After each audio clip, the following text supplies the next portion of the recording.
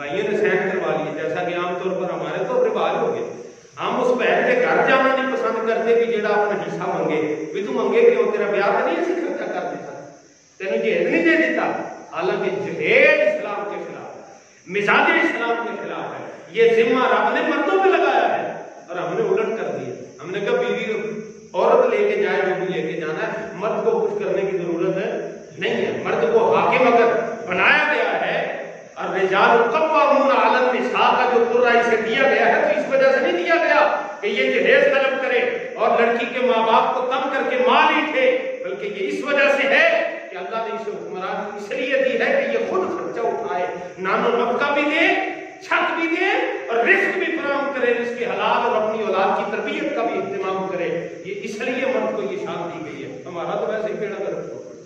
ماں کو شوق ہے باپ بننے کا، باپ کو شوق ہے امی جان بننے کا.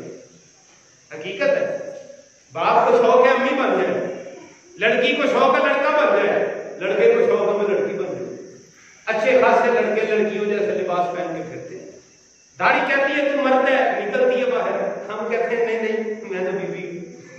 داڑھی پھر آتی ہے، ہنسنے کی بات نہیں ہے، رونے کی بات ہے. داڑھی پھر آتی ہے، وہ کہتی ہے نہیں تو مرد ہے، نہیں نہیں میں تو عورت ہوں. داڑھی پھر آتی ہے، نہیں تو مرد ہے، نہیں نہیں میں تو عورت.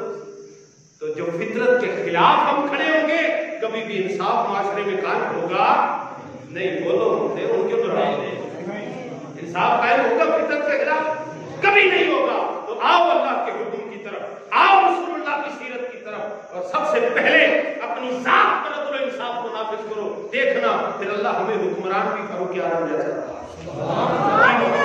باتوں میں تو ہم تیرے ہیں، یہ جہاں چیز ہے کیا اللہ ہو قلم تیرے ہیں. کم از کم میرا خیال ہے